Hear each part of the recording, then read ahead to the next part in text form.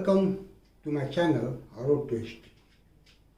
आज की इस वीडियो में प्रथम विश्व युद्ध के जो प्रभाव पर मैं चर्चा कर रहा हूँ। ऑलरेडी मैं 3 प्रभाव उसके बता चुका हूँ। आज चौथे जो इफेक्ट हैं, प्रभाव हैं प्रथम विश्व युद्ध का, उस पर हम बात करेंगे। प्रथम विश्व युद्ध का एक जो बहुत बड़ा प्रभाव पड़ा वो औपनिवेशिक देशों में पड़ा। जो भी कॉलोनीज थी, जिनको यूरोपीय देशों ने कॉलोनी बनाया था, वहाँ प्रभाव पड़ा।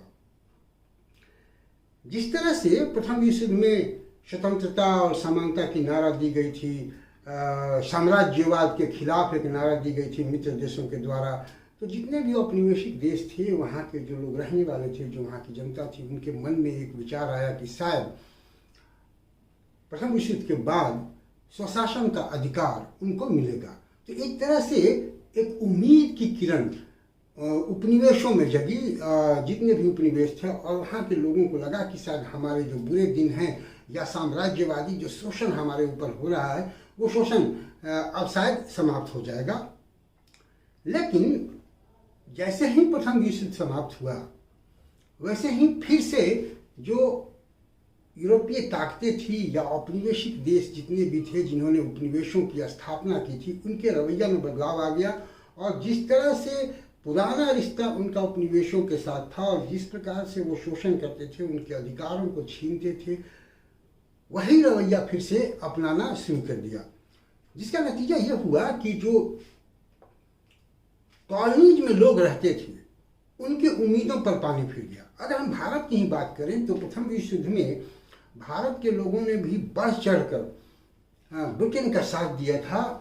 उन्हें लगा था कि शायद जब प्रथम विश्व युद्ध समाप्त होगा तो ब्रिटेन कुछ कंसेशंस देगा, सेल्फ रूल का अधिकार देगा, स्वशासन का अधिकार देगा। लेकिन उसके बदले में भारतवासियों को रॉयलेट एक्ट जैसा एक्ट मिला।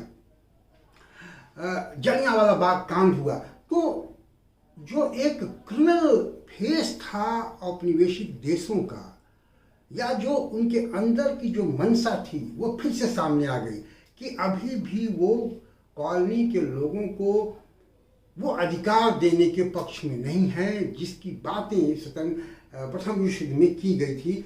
स्वतंत्रता की बातें की गई थी, जो फासिस्ट शक्तियां हैं उनके खिलाफ बातें की गई थी। वो खुद भी एक फासिस्ट फेस लेकर सामने आ गए।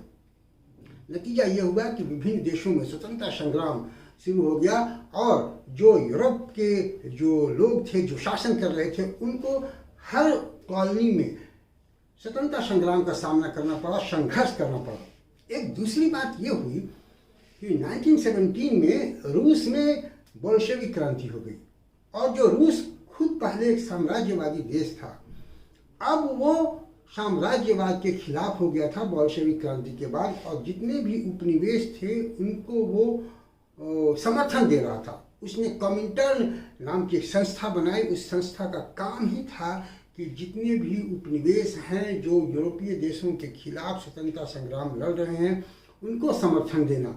तो एक रूस के मदद की वजह से भी जो औपनिवेशिक देश थे, यूरोपीय ताकतें थी, उनको एक हार्डल का सामना करना पड़ा। और दूसरी तरफ देखा यह गया कि जितने भी उपनिवेश में रहने वाले लोग हैं, कॉलोनी के जो वासी हैं, उनमें एक राष्ट्रवाद की भावना जगी और राष्ट्रवाद की भावना से ओतप्रोत होकर विदेशी शासन के खिलाफ वो आवाज़ उठाने लगे। भारत में भी अगर हम देखें तो उसी समय महात्मा गांधी के द्वारा असहयोग आंदोलन चलाया गया, खिलाफत आंदोलन हुआ। तो इस तरह से हर कॉलोनी में ब्रिटिश गवर्नमेंट के खिलाफ या जो भी औपनिवेशिक ताकत थी उनके खिलाफ एक स्वतंत्रता संग्राम की शुरुआत हो गई।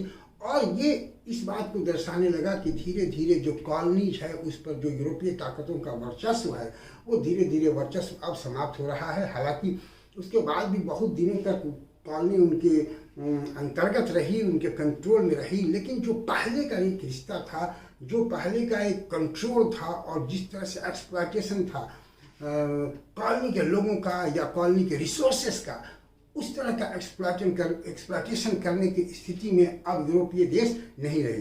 तो प्रथम विश्व युद्ध का यह भी एक बहुत महत्वपूर्ण प्रभाव है जो उपनिवेशों पर पड़ा और उपनिवेश में रहने वाले लोगों पर पड़ा, जो कि उनके अंदर एक राष्ट्रवाद की भावना जगी और औपनिवेशिक ताकतों के खिलाफ वो लड़ना शुरू किए और आज़ादी की लड़ाई वो लड़ने लगे।